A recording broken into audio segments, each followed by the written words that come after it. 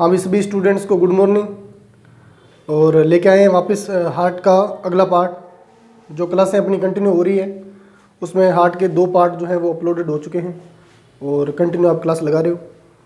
तो एक बार सभी स्टूडेंट कमेंट करके मेरे को बता दें कि पिछले वीडियो आपने क्लियर जो क्लासें लगाई है वो पूरी तरह से देख ली है और बढ़िया समझ में आ रहा है। जो भी आपके पास में बुक है, नोटबुक है, उससे क्वेश्चन कर पा रहे हो तो कमेंट करके बताएं। बढ़ते हैं नेक्स्ट टॉपिक की ओर, कंटिन्यू आगे हार्ट को स्टार्ट करते हैं। हाँ भी एक बार कमेंट कर दें सभी। देखो हार्ट के बारे में अपने क्या पढ़ रहे थे, हार्ट में कहाँ तक पढ़ लिया था कि हार्ट क्या है, एक पंपिंग ऑर्गन है। हार्ट क्या है, एक पंपिंग ऑर्गन है, यानी मांसपेशियों से बना हुआ है। बात कर ली थी मानव का जो हार्ट है वो कैसा है, मायोजेनिक है। जितने भी कीट वगैरह होते हैं उन सभी में कौन सा हार्ट पाया जाता है, न्यूरोजेनिक हार्ट। हार्ट का जो टाइप है वो न्यूरोजेनिक होता है। ठीक है, इस प्रकार से 4 कक्षक देख लिए थे और कक्षकों की बात कर ली थी, कौन सा कक्षक बड़ा है, कौन सा छोटा है और कौन सा मजबूत है, प्रवेश द्वार कौन सा है। इस प्रकार से हार्ट के बारे में अपने पढ़ लिया था। तो हार्ट को आगे कंटिन्यू स्टार्ट करते हैं। देखो मैं वापस बना रहा हूँ हार्ट को। अपना जो हार्ट है वो कुछ इस प्रकार का है। मुट्ठी के समकक्ष जो है अपने हार्ट की आकृति है। जो स्टूडेंट्स या अदर लोग क्या बनाते हैं, हार्ट को इस प्रकार से बनाते हैं। तो ये अपना हार्ट का, और ऐसे करके वो वायर और निकालते हैं, तो ये तीर और निकालते हैं। ऐसे तीर वगैरह कुछ नहीं निकालना है, ऐसा हार्ट के अंदर कुछ नहीं होता। हार्ट जो होता है वो कैसा होता है, फिट्स यानी मुट्ठी के जैसा होता है, मुट्ठी की जैसी आकृति रखता है हार्ट जो है। ऐसा कोई हार्ट नहीं होता है, इस प्रकार का कोई हार्ट नहीं है। तो एक बार इसको काट देते हैं। अपना हार्ट कैसा है, मुट्ठी की आकृति का है। उसके बाद में आपने बात की थी कि हार्ट के अंदर कितने कक्षक पाए जाते हैं, 4 कक्षक पाए जाते हैं। ठीक है, और 4 कक्षक पाए जाते हैं और 4 कक्षक बनाने वाली, हृदय के अंदर 4 कक्षक बनाने वाली जो मांसपेशी है, हृदय के अंदर 4 कक्षक बनाने वाली जो मांसपेशी है, उस मांसपेशी को अपने क्या बोलते हैं, सेप्टम बोलते हैं। इसके बारे में मैं आपको बता चुका हूँ। हृदय के अंदर जो 4 कक्षक बनाने वाली मांसपेशी है उस मांसपेशी को अपने क्या बोला था, सेप्टम बोला था। क्लियर है सबको? हाँ, थोड़ा सा मैं डायग्राम बना लूँ, आगे बढ़ते हैं। उसके बाद में बात की थी 4 कक्षक होते हैं, 2 अलिंद होते हैं जो नील्य की तुलना में क्या होते हैं, थोड़े छोटे होते हैं। नील्य जो होते हैं वो कैसे होते हैं, नील्य साहब बड़े होते हैं। तो थोड़ी सी इसकी आकृति की बात करेंगे। आकृति के अंदर मैंने बताया है कि कौन से साइड में होता है। ये हृदय की कौन सी साइड हो जाएगी, ये हृदय की लेफ्ट साइड हो जाएगी, एल से लिखूंगा, और सीधा इससे राइट साइड जो है उसको आर से लिखेंगे। क्लियर? उसके बाद में इसके अंदर क्या पाए जाते हैं, 4 कपाट पाए जाते हैं। यहाँ कौन सा था, ट्राइकस्पिड कपाट था जिसके अंदर 3 वॉल्व थे। यहाँ कौन सा था, बाइकस्पिड या मिट्रल कपाट था, उसके अंदर कितने वॉल्व थे, 2 वॉल्व थे। और मांसपेशियों का नियंत्रण कौन कर रही थी, पेपिलरी मांसपेशियां कर रही थी। ये सब मैं पिछली क्लासों के अंदर पढ़ा चुका हूँ। जिसने भी क्लास नहीं लगाई है वो कंटिन्यू पिछली क्लास लगाए। बढ़ते हैं नेक्स्ट। और ऐसे नोड की बात कर ली थी, हृदय की बात कर ली थी। और पुरकिंजे तंत्र क्या होते हैं, पुरकिंजे तंतु क्या होते हैं, सॉरी, तो उसकी भी बात कर ली थी कि नीलियों के अंदर कुछ फाइबर्स पाए जाते हैं, कुछ तंत्रिका कोशिकाएं पाई जाती है जो क्या करती है, पेसमेकर या ऐसे नोड से क्या करती है, उद्दीपन लेके आती है। कहाँ पे, नील्य को संकुचन करवाने के लिए। आगे बात करते हैं। हृदय के बाहर एक लेयर पाई जाती है। हृदय के बाहर क्या पाई जाती है, एक लेयर पाई जाती है। जैसे मान लो इस हृदय के बाहर में एक लेयर बना रहा हूँ, हृदय के बाहर एक लेयर पाई जाती है। इस लेयर को क्या बोलते हैं, पेरिकार्डियम बोलते हैं। इस लेयर को क्या बोलते हैं अपने, तो पेरिकार्डियम बोलते हैं। इस लेयर का मैं नाम लिखूंगा पेरिकार्डियम। पेरिकार्डियम, ये पेरिकार्डियम क्या है, पेरिकार्डियम एक प्रकार की हृदय के बाहर पाई जाने वाली परत है। और इस पेरिकार्डियम परत के नीचे एक तरल पदार्थ पाया जाता है, लिक्विड फ्लूइड पाया जाता है, लिक्विड फ्लूइड पाया जाता है। इस लिक्विड फ्लूइड को बोलते हैं पेरिकार्डियम फ्लूइड। क्या बोलते हैं इसको, पेरिकार्डियम फ्लूइड, या इसको बोल देते हैं पेरिकार्डियम द्रव्य। आपसे पूछ ले पेरिकार्डियम द्रव्य कहाँ है, तो हृदय के चारों ओर एक पतली दीवार पाई जाती है, पतली दीवार पाई जाती है। उस दीवार के अंदर जो भरा हुआ द्रव्य है, द्रव्य पदार्थ है, उसको क्या बोलते हैं, पेरिकार्डियम द्रव्य। इसको क्या बोलेंगे, पेरिकार्डियम, पेरिकार्डियम द्रव्य। पेरिकार्डियम द्रव्य कहाँ पाया जाता है, पेरिकार्डियम दीवार के नीचे पाया जाता है। ठीक है, इसको देखो थोड़ा सा एक बार। लाइटिंग की वजह से क्या है कि थोड़ा सा गर्मी बढ़ रही है क्लासरूम के अंदर इसमें। हाँ ठीक है, पेरिकार्डियम द्रव्य की बात होगी। पेरिकार्डियम द्रव्य करता क्या है सर, बहुत ही अच्छा कंपटीशन एग्जाम में सीधा सा क्वेश्चन पूछता है क्या कि पेरिकार्डियम फ्लूइड जो है उसका काम क्या है, हृदय को संक्रमण से बचाता है। पेरिकार्डियम द्रव्य क्या करता है, हृदय को किसी भी रोग कारक के संक्रमण से बचाता है। जबकि पेरिकार्डियम परत या पेरिकार्डियम परत के दीवार की बात कर ले कि पेरिकार्डियम दीवार जो है वो क्या काम करती है हृदय के अंदर, या हृदय का ऐसा कौन सा काम करती है जिसके कारण ये दीवार है।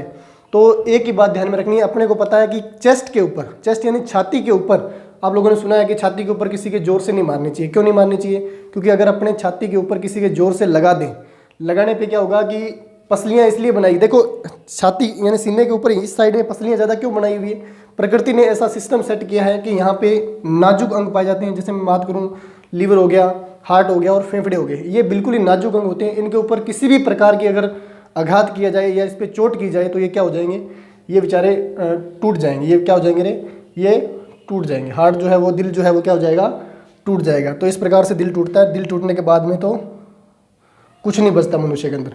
लोग बोलते हैं कि सर मेरा दिल टूट गया, ये टूट गया, तो ऐसा कुछ नहीं है। अभी दिल टूटने के बाद में तो किसी योग्य नहीं बचता मानव। ठीक है, आगे बढ़ते हैं। तो इसका काम क्या हो जाएगा पेरिकार्डियम का, कि ये क्या करती है, आघातों से सुरक्षा करती है। क्या करती है, आघातों से सुरक्षा प्रदान करती है। किसको, हृदय को। मान लो बाई चांस किसी कारणवश छाती के ऊपर जोर से धक्का लग जाए, या बचपन में अपने खेलते थे या अदर कोई खेलते हैं तो जोर से थोड़ा धक्का लग जाए तो क्या हो जाएगा, तो ये पेरिकार्डियम जो है वो क्या कर देता है, इसके अंदर फ्लूइड भरे होने के कारण थोड़ा सा जंप कर देगा। और जंप करने के कारण क्या होगा कि हृदय की जो आंतरिक मांसपेशियां हैं, हृदय की जो आंतरिक मांसपेशियां हैं उसके ऊपर क्या नहीं आएगा, दबाव ज़्यादा नहीं आएगा। ठीक है, ये तो होगी पेरिकार्डियम द्रव्य की। और पेरिकार्डियम की बात आंतरिक सुरक्षा प्रदान करती है। उसके बाद में बात करते हैं कि अपने बात की थी, अपने मानव के अंदर दोहरा रक्त परिसंचरण तंत्र पाया जाता है। दोहरे का मतलब अपने हृदय में से ब्लड जो है वो कितनी बार होकर गुजरता है, 2 बार। इसको डबल सर्कुलेशन सिस्टम बोलते हैं। इसको क्या बोलते हैं, डबल सर्कुलेशन सिस्टम। और यहाँ पे अपने क्या बनाए थे, लंग्स बनाए थे, जिसको मैं यहाँ पे लिख रहा हूँ। देखो लंग्स थोड़े से हटके हैं, साइड में ऊपर लगा रहा हूँ, फेफड़ा लगा रहा हूँ। यहाँ पे मैंने क्या लगा दिया, फेफड़ा लगा दिया। और इस साइड में मैंने क्या जोड़ा था, शरीर जोड़ा था। ठीक है, तो अपने बात कर रहे थे कि यहाँ से एक वेन निकलती है जिसको क्या बोलते हैं, पल्मोनरी वेन बोलते हैं। क्या बोलते हैं इस वेन को, पल्मोनरी वेन बोलते हैं। ये पल्मोनरी वेन कहाँ जाएगी, यहाँ से इसको पल्मोनरी वेन को यहाँ पे कहाँ ले जाओ, फेफड़ों में ले जाओ। ये पल्मोनरी वेन किससे अटैच होती है, फेफड़ों से अटैच होती है। और करेगी क्या, धमनी बोलेंगे इसको, क्या बोलेंगे, फुफ्फुसीय धमनी, फुफ्फुसीय धमनी।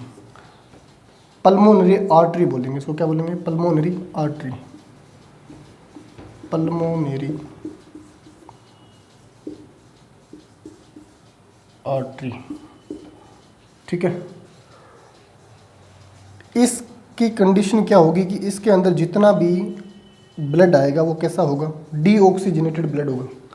जितना भी ब्लड होगा वो कैसा होगा भाई, डीऑक्सीजनेटेड ब्लड होगा।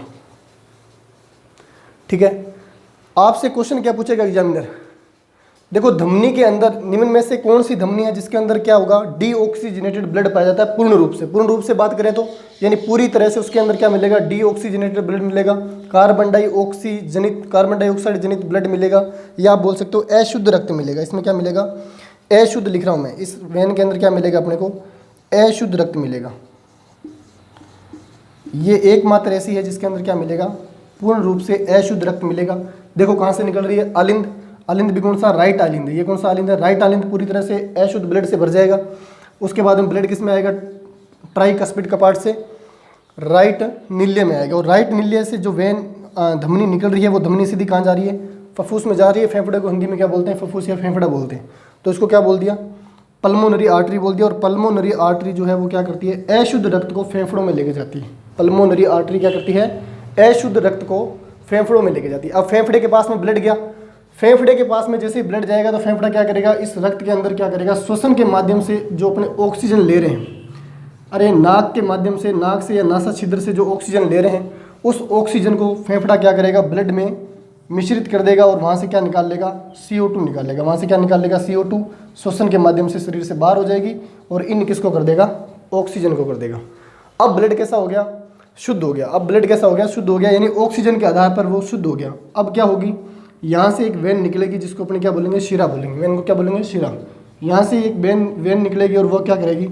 ब्लड को किस में सप्लाई कर देगी? पूरे शरीर में सप्लाई कर देगी।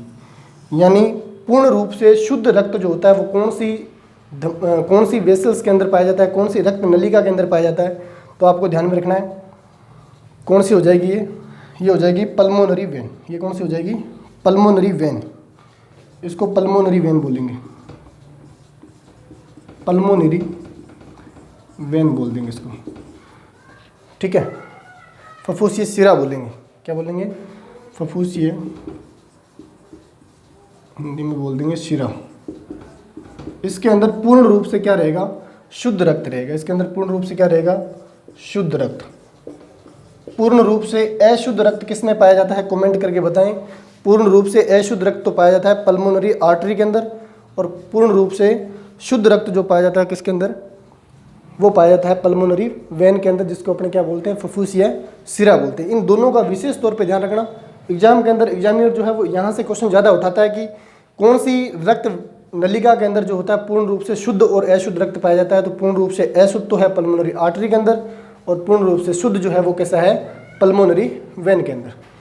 ठीक है सर, यहाँ तक तो समझ में आता है कि ऑक्सीजन आ गई। अब ऑक्सीजन का काम क्या है सर? अपनी बॉडी के अंदर ऑक्सीजन क्यों काम में आ रही है? CO2 काम में क्यों नहीं आ रही? देखो, प्रत्येक कोशिका, मैंने इनके बारे में थोड़ा थोड़ा सबको बता रखा है। प्रत्येक कोशिका के अंदर क्या है? अपना एक कोशिकांग बैठा है जिसका नाम है माइटोकॉन्ड्रिया। प्रत्येक कोशिका के अंदर एक कोशिकांग है जिसका नाम है माइटोकॉन्ड्रिया। और अपनी कोशिका को एनर्जी बनाने के लिए, यानी एनर्जी बनाने के लिए पहली बात तो क्या चाहिए? उसको ग्लूकोज चाहिए। जो भी अपने फूड मटेरियल खा रहे हैं उसके माध्यम से अपने को क्या मिलनी है? ग्लूकोज मिलनी है। क्लियर है? और ग्लूकोज को किस में तोड़ा जाएगा? ATP में तोड़ा जाएगा। और ATP क्या है? सेल कोइन है। ATP क्या है? सेल कोइन है, जिसकी फुल फॉर्म होती है एडिनोसिन ट्राईफॉस्फेट। ATP की फुल फॉर्म क्या होती है? एडिनोसिन ट्राईफॉस्फेट, जिसको अपने सेल कोइन या कोशिका की ऊर्जा मुद्रा बोलते हैं। यानी अपने शरीर को बोलने के लिए, नाचने के लिए, गाने के लिए, किसी भी प्रकार की एक्टिविटी करने के लिए, या किसी भी प्रकार के उपापचय अभिक्रिया या मेटाबॉलिज्म रिएक्शन को काम करवाने के लिए क्या चाहिए? ATP चाहिए। और वो ATP अपने को किससे मिलते हैं? ग्लूकोज से मिलते हैं। लेकिन ग्लूकोज को पहले क्या करना पड़ेगा? तोड़ना पड़ेगा। अरे भाई, ग्लूकोज को क्या करना पड़ेगा? पहले तोड़ना पड़ेगा, उससे ATP वसूल करने पड़ेंगे। ATP वसूल करने के लिए कोशिका को क्या चाहिए? ऑक्सीजन चाहिए। क्यों? क्योंकि माइटोकॉन्ड्रिया ऑक्सीडेटिव फॉस्फोरिलेशन करता है, या ये बोल सकते हो कि अपनी कोशिका के अंदर जो कोशिकांग है ऊर्जा बनाने वाला, उसको क्या चाहिए? ऑक्सीजन चाहिए। क्यों चाहिए? क्योंकि ग्लूकोज को तोड़ना है, और किसी भी कार्बनिक पदार्थ को जलाने के लिए या तोड़ने के लिए क्या चाहिए? ऑक्सीजन चाहिए। अरे घरों में देखा होगा, बहुत बार आग जल रही होती है, या पुराने टाइम में जो भी, अभी तो गैस चूल्हे वगैरह आ गए हैं, किसने आग जलाई है, लेकिन पुराने टाइम में क्या करते थे? आग वगैरह बुझ जाए या इस प्रकार की कंडीशन रहती है तो क्या करते हैं? मुंह से फूंक लगाते हैं। क्या लगाते हैं? मुंह से फूंक लगाते हैं या हवा लगाते हैं। तो हवा लगाने से थोड़ी देर बाद देखा होगा कि आग जो है वो ऑटोमेटिकली जल जाती है। क्लियर? क्यों जल जाती है? क्योंकि ऑक्सीजन पहले नहीं थी और आपने थोड़ी सी उसको ऑक्सीजन दी है तो आग जल गई। दूसरी बात, ऐसा क्वेश्चन भी बना है कि यदि वातावरण से कौन सी गैस को हटा दे, या कौन सी हवा को या गैस को हटा दिया जाए तो क्या नहीं बनेगा? तो आग नहीं जलेगी। वो कौन सी गैस है? ऑक्सीजन है। यानी पूरे वायुमंडल से यदि ऑक्सीजन गैस पूरी तरह से समाप्त हो जाए तो इस पृथ्वी के ऊपर आग जलाना संभव ही नहीं है। इस पृथ्वी के ऊपर ऑक्सीजन बिल्कुल समाप्त हो जाए तो आग पृथ्वी पर नहीं जलेगी। कोई भी मनुष्य जो है वो आग का गैस चूल्हा जला लेना, चाहे पेट्रोलियम पदार्थ जला लेना, ऑक्सीजन पृथ्वी पर खत्म हो जाएगी तो आग जलाना संभव नहीं है। क्लियर है? तो थोड़ा सा बात कर रहे थे अपने किसके बारे में कि ऑक्सीजन और CO2 में डिफरेंट क्या है, क्यों चाहिए बार बार इसको ऑक्सीजन। अपनी कोशिका को क्या चाहिए? ऑक्सीजन चाहिए। और ये मान लो अपने क्या है? लंग्स है। लंग्स के बारे में मैं सीधा समझा रहा हूँ, थोड़ा सा ध्यान देना कि नासा छिद्र के द्वारा क्या जाएगी? हवा जाएगी, और उस हवा के अंदर क्या है? ऑक्सीजन। तो यहाँ पे जाके क्या होगा? दो भागों में डिवाइडेड हो जाता है, क्योंकि फेफड़े दो हैं, और फेफड़े दो हैं तो दोनों भागों में डिवाइडेड हो जाएगा। दोनों भागों में डिवाइडेड हो जाएगी नलिका। कौन सी नलिका? श्वसन नलिका। वो मैं रेस्पिरेशन के अंदर पूरा पढ़ा दूंगा। ठीक है? दोनों नलिकाएं डिवाइडेड हो जाएगी, और दोनों फेफड़ों के अंदर क्या जाएगी? ऑक्सीजन युक्त हवा जाएगी। दोनों फेफड़ों के अंदर क्या जाएगी? ऑक्सीजन युक्त क्या जाएगी? ये मैंने दोनों फेफड़े छोटे शॉर्ट में बना दिए। दोनों फेफड़े के अंदर क्या जाएगी? ऑक्सीजन युक्त हवा जाएगी। अब दोनों फेफड़ों के माध्यम से यहाँ पे ऑक्सीजन की सांद्रता, जिसको बोलते हैं क्वांटिटी, जिसको बोलते हैं, वो ज़्यादा है। और जो ब्लड वेसल्स पूरी सेल के अंदर या पूरे शरीर के अंदर घूम के आई है, उस ब्लड वेसल्स के अंदर क्या ज़्यादा है? CO2 ज़्यादा है, क्योंकि वो कहाँ पर जाके आई है? प्रत्येक कोशिका तक जाके आई है। क्यों जाके आई है? क्योंकि उसको क्या छोड़ के आना था, ग्लूकोज, और कोशिका तक क्या छोड़ के आना था, ऑक्सीजन छोड़ के आनी थी। अब इस ब्लड के अंदर CO2 की मात्रा ज़्यादा है। अब यहाँ पे जैसे ही CO2 लेके ब्लड जो है वो फेफड़ों के पास में आएगा तो CO2 क्या होगा, फेफड़ों के माध्यम से शरीर से बाहर निकल जाएगी। CO2 क्या होगा, फेफड़ों के माध्यम से शरीर से बाहर निकल जाएगी और इन क्या कर दिया जाएगा, ऑक्सीजन कर दिया जाएगा। क्या कर दिया जाएगा, इनमें ऑक्सीजन, यानी ब्लड कैसा हो गया, अब प्योरीफाई हो गया। देखो दो प्रकार के क्वेश्चन आते हैं, एक तो पूछा जाता है रक्त का फिल्टर कहाँ पे होता है, और एक पूछा जाता है रक्त का प्योरीफाई कहाँ पे होता है। प्योरीफाई और फिल्टर के अंदर बहुत ही अंतर है। एक बार कमेंट करके बताएं जो स्टूडेंट जानते हैं कि रक्त का प्योरीफाई कहाँ पे होता है और रक्त का फिल्टर कहाँ पे होता है। मैं वेट कर रहा हूँ आपकी कमेंट का, कमेंट करके बताएं।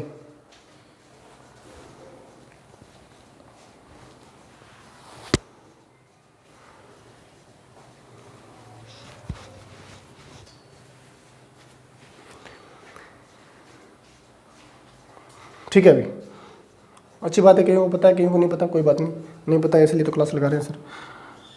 रक्त के प्योरीफाई में क्या अंतर है, प्योरीफाई का मतलब होता है गैसों का आदान प्रदान, यानी गैसीय विनिमय या गैसों का आदान प्रदान। इन प्योरीफाई का मतलब ये नहीं है कि रक्त के अंदर क्या चीज़ घुली हुई है या कोई इनप्योरिटी है या कोई ऐसा कोई घातक रसायन मिल रहा है या पूरी तरह से अशुद्ध है, ऐसी कोई कंडीशन नहीं है। सिर्फ गैस के आधार पर प्योरीफाई होता है। प्योरीफाई किसके आधार पर होता है, यहाँ पे गैस के आधार पर होता है।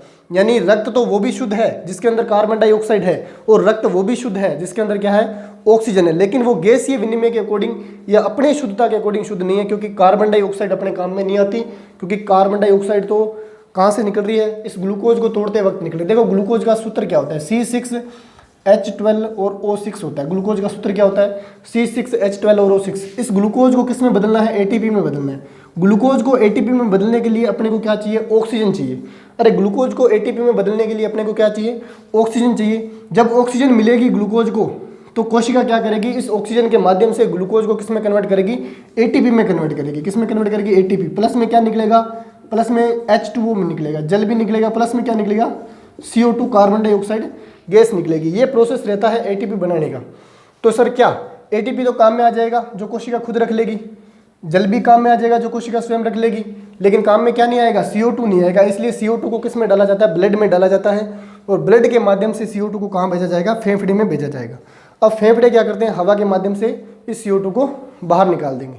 क्लियर है, ये प्रोसेस रहता है कोशिका के अंदर। इसलिए अपने को ऑक्सीजन काम की मानी जाती है, और CO2 जिसको बोलते हैं कार्बन डाइऑक्साइड, वो अपने काम की नहीं है, क्योंकि वो अपने शरीर में किसी भी कार्यरत नहीं है। और आज के टाइम में जो भी चीज़ें अपने काम की है अपने उसी को अपना मानते हैं, ठीक है। और जो अपने काम की चीज़ें नहीं है तो वो अपने लिए वेस्ट है, ठीक है।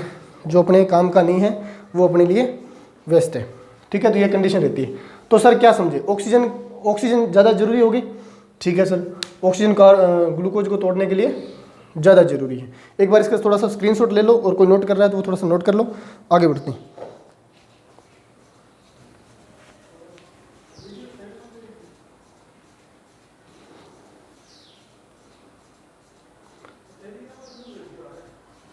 हाँ, इसका पेरिकार्डियम दीवार का जरूर ध्यान रखना। ये क्या करती है, हृदय की बाहरी आघातों से सुरक्षा करती है। और दूसरा मैंने बता दिया था कि हृदय का अध्ययन करना कार्डियोलॉजी कहलाता है, और हृदय के जो स्पेशलिस्ट होते हैं, जो हृदय के डॉक्टर होते हैं, उनको अपने क्या बोलते हैं, कार्डियोलॉजिस्ट बोलते हैं। जो हृदय के सर्जन होते हैं, जो ऑपरेशन वगैरह करते हैं हार्ट के, ठीक है। एक इसका ध्यान रख लेना, पल्मोनरी, ये रहा पल्मोनरी आर्टरी का ध्यान में रख लेना। इसको क्या बोलते हैं, फुफ्फुसीय धमनी। फुफ्फुसीय धमनी जो होती है उसके अंदर पूर्ण रूप से अशुद्ध ब्लड पाया जाता है, जबकि पल्मोनरी वेन, जिसको फुफ्फुसीय सिरा बोलते हैं, उसके अंदर पूर्ण रूप से शुद्ध रक्त पाया जाता है। क्यों सर, क्योंकि मैंने देखो कल वाले डायग्राम, अगर पिछली किसी ने क्लास लगाई तो यहाँ पे शरीर बनाया था और यहाँ पे क्या बनाया था, फेफड़ा बनाया था। ये वेन मैंने, वैसे वास्तविकता यही है कि यहाँ से होकर निकलती है, लेकिन मैंने इस प्रकार से कुछ समझाया था, ठीक है।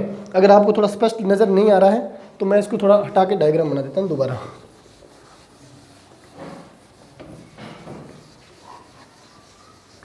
ठीक है। अभी तो पुरानी जितनी भी क्लासें मैंने लगा रखी है हार्ट की, वो कंटिन्यू लगाओगे तो अगले वाले जो टॉपिक हैं आपको मैं कंटिन्यू जो लेकर चल रहा हूँ वो आपको अच्छे से समझ में आएगा, ठीक है।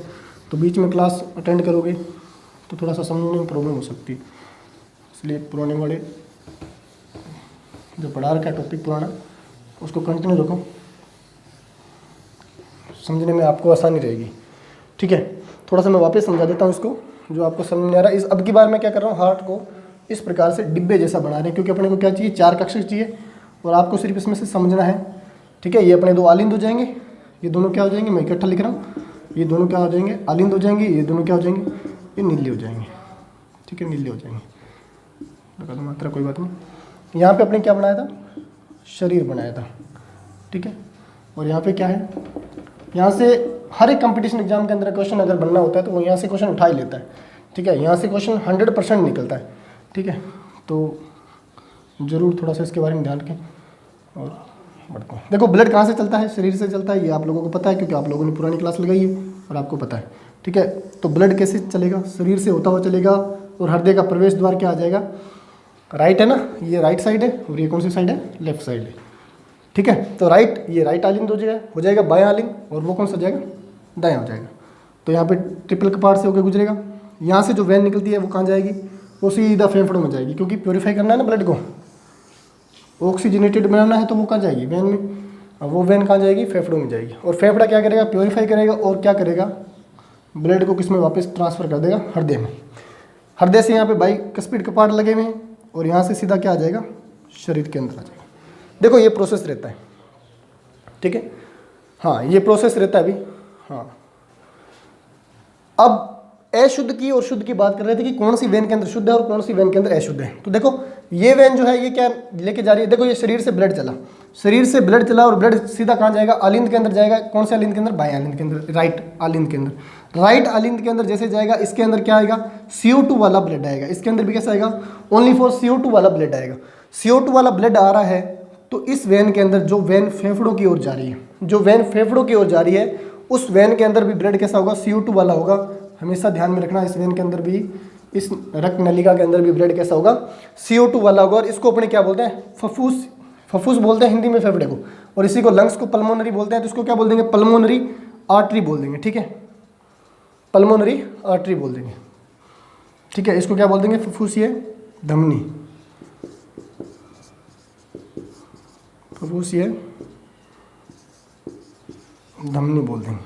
ठीक है, इसका ध्यान रख लेना। इसमें क्या है, अशुद्ध रक्त है। इसमें क्या है, अशुद्ध रक्त है, CO2 युक्त। ये मैं क्या लिख रहा हूँ, CO2 युक्त। ठीक है, अब क्या हुआ, ब्लड कहाँ चला गया, CO2 युक्त फेफड़ों में चला गया। और फेफड़ों में क्या होगा, CO2 को हवा के माध्यम से, श्वसन के माध्यम से बाहर कर दिया जाएगा, और इन किसको कर दिया जाएगा, ऑक्सीजन को इन कर दिया जाएगा। ऑक्सीजन को क्या कर दिया जाएगा, इन कर दिया जाएगा। अब ऑक्सीजन शरीर के अंदर आ गई, ब्लड के अंदर क्या घुल गई, ऑक्सीजन घुल गई। ये कौन सा हो जाएगा, ऑक्सीजन वाला या ऑक्सीजनेटेड कौन सा हो जाएगा, ब्लड हो जाएगा। अब ये अपने लिए क्या है, शुद्ध है। ये अपने लिए क्या है, शुद्ध है। क्लियर है। लेकिन फेफड़ों में आने के बाद में जो ये वेन निकलती है पूरी तरह से, ये हृदय से गुजरने के बाद में यहाँ से जो ये वेन निकलती है, जो किसको सप्लाई कर रही है, हृदय से रक्त को शरीर में सप्लाई कर रही है। हृदय से रक्त को शरीर में सप्लाई करने वाली इस वेन को क्या बोलते हैं, ये वेन डायग्राम में देखने के लिए आपको छोटी लग रही है क्योंकि मैंने आपको समझाने के दायरे से ये डायग्राम बनाया है। बाकी पहले ब्लड इसमें आता है फेफड़ों से, और फिर ये लंबी वायर है जिसके माध्यम से क्या होगा, लंबी नलिका है जिसके माध्यम से क्या होगा, शरीर के अंदर ब्लड जाएगा। ठीक है, तो इसको क्या बोल देते हैं अपने, इसको बोलते हैं फफूसीय, फफूसीय, इसको धमनी बोला, इसको क्या बोलेंगे, शिरा बोलेंगे। ठीक है, और इसके अंदर क्या रहेगा, इसके अंदर तो रहेगा शुद्ध रक्त। इसके अंदर कैसा रहेगा, शुद्ध रक्त, जिसको अपने क्या बोल देंगे, ऑक्सीजन युक्त। कौन सा हो जाएगा, ऑक्सीजन युक्त रक्त हो जाएगा। ले लो इसका एक बार स्क्रीनशॉट ले लो।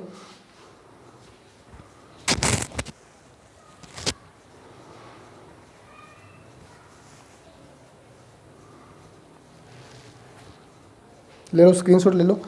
ऑक्सीजन युक्त जो है वो इसका ब्लड हो जाएगा। फुफ्फुसी सिरा का ध्यान में रख लेना अच्छे से। हाँ ठीक है, और भाई कंटिन्यू पढ़ाई स्टार्ट कर दो। देखो पढ़ना तो पड़ेगा, अभी लॉकडाउन चल रहा है तो इसका फ़ायदा उठाओ। जो भी घरों में स्टूडेंट बैठे हैं वो ये सोच के बैठे हैं कि लॉकडाउन खुलेगा तो ही कुछ करेंगे। देखो ऐसा नहीं है, लॉकडाउन खुलने का वेट करोगे तो जो आपने कंटिन्यू तैयारी की है ना वो तैयारी वेस्ट चली जाएगी। जो आपने कंटिन्यू तैयारी कर रखी है वो तैयारी आपकी वेस्ट चली जाएगी, कुछ नहीं याद रहेगा, सारा कुछ भूल जाओगे। तो इसलिए कंटिन्यू रहो क्लासों के अंदर, और जो भी क्लास कंटिन्यू लगाएगा उसको तो बेनिफिट होने वाला है। उसको तो क्या होने वाला है, बेनिफिट होने वाला है। कंटिन्यू आपको क्लासें दी जा रही है और निरंतर प्रयास हमारे यही रहेंगे कि आपको बेस्ट से बेस्ट दिया जाए और आने वाले कुछ ही टाइम के अंदर बहुत ही अच्छा दिया जाएगा, आपको बहुत ही अच्छा दिया जाएगा। ठीक है, इस हृदय को पार्ट वाइज क्लासों में बांटा गया है और होने को तो एक क्लास में ख़त्म हो जाए, लेकिन इसको पार्ट वाइज क्लासों में बांटा गया ताकि आपका कोई भी क्वेश्चन बाहर ना जाए, हर प्रकार का क्वेश्चन जो है आपसे सोल्व हो जाए। ठीक है, तो इसी दायरे से पढ़ाई करो और जब भी क्लास लगाओ तो क्या कॉपी पेन साथ में लेके बैठो। जो स्टूडेंट कॉपी पेन साथ में लेके बैठता है, नई चीज़ें लिखता है, ठीक है, एक बार मान लो आपको नोट करने का टाइम नहीं मिलता तो क्या कर दो, स्क्रीनशॉट ले लो। ठीक है, तो उस टाइम अगर आप स्क्रीनशॉट ले लेते हो और बाद में अगर आपकी चीज़ समझी हुई है तो आप क्या कर सकते हो, उसको वापस रिवीजन में आके और उसको लिख सकते हो, नोट्स बना सकते हो, नोट्स बना के उसको पढ़ सकते हो। बाकी मुझे नहीं लगता कि नोट्स बनाने की आपको ज़रूरत पड़ेगी, तो समझदार हो, समझने के बाद में सब कुछ क्लियर हो जाता है। ठीक है, तो इसका स्क्रीनशॉट ले लिया है, तो बढ़ते हैं आगे। हृदय के बारे में कुछ और बातें जान लेते हैं, और क्या रहता है हृदय के लिए। ठीक है, पुरकिंज तंतुओं की बात होगी, पुरकिंज ने खोज की थी।